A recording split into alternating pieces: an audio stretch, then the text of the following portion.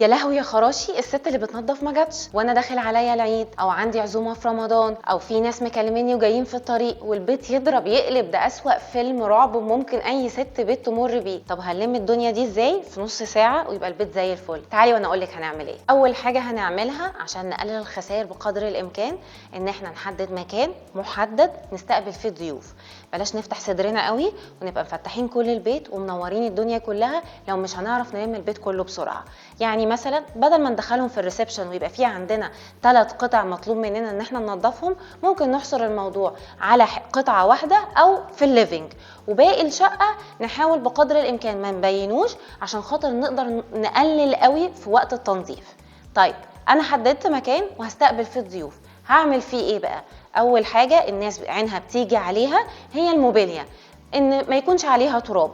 طيب هنعمل ايه عشان خاطر بدل ما اجيب بقى بليدج واقعد المع وياخد مني وقت؟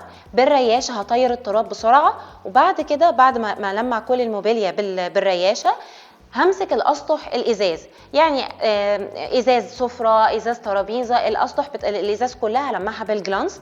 بعد كده هبتدي المرايات، وبعد ما اخلص ده كله وخلصت التراب اللي على الاماكن دي كلها ابتدي اكنس البيت كله. كنست البيت كله هنجيب مساحه لطيفه جدا وظريفه وهتختصر معانا الوقت.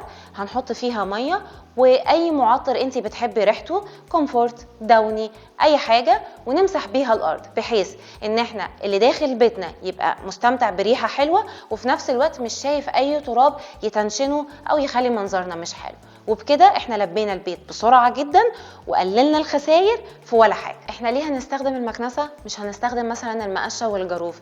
عشان المكنسه انا بكنس في نفس الوقت، مش لسه هجيب المقشه والم كل الزباله والم التراب وبعد كده الم بالجاروف. وعلى فكره المقشه واحنا بنكنس بيها هي مش بتلم التراب، هي بتلم بس الحاجات الكبيره، لكن التراب هترجع تاني تبهدل الدنيا اللي انا نظفتها بالرياشه وتبهدلها تراب.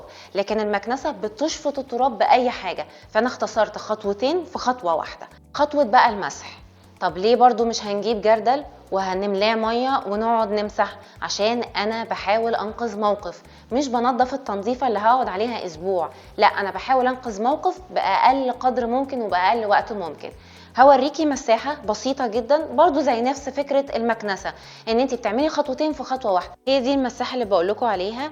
اول جزء فيها الفوطه المايكرو فايبر اللي انا همسح بيها، وبعد كده في التانك ده بفكه وبحط فيه الميه والمنظف او الميه او المعطر اللي انا عايزه امسح بيه وبركبها تاني. دي الهاند او الايد اللي انا لما بضغط عليها كده بتبتدي تطلع رذاذ، وببتدي وانا بزقها او بمسح بيها بفضل ضغط على، يعني كل شويه بضغط على دي بتطلع رذاذ وبمسح بالحته المايكرو فايبر اللي انا وريتها لكم. طبعا الضيوف اكيد هيحتاجوا حمام. هتخشي على الحمام، اول حاجه هتنضفي التويليت بالمنظف بتاعك وهتلمعيه كويس قوي بفوطه فيها داوني او اي حاجه ريحتها حلوه. مش هتبهدلي الدنيا بجرد الميه وتبهدلي الدنيا وتقعدي لسه تمسحي، لا احنا بنختصر الوقت بسرعه.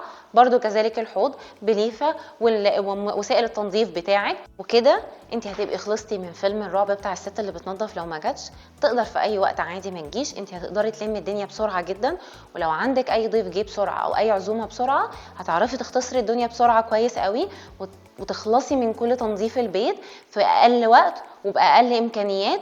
ونفس الستبس دي او نفس الخطوات دي هتطبقيها في حاله انه داخله على عيد والست اللي بتنظف ما جاتش وانت محتاجه تنظفي البيت كله. هتعملي نفس الخطوات دي بس على سكيل اوسع.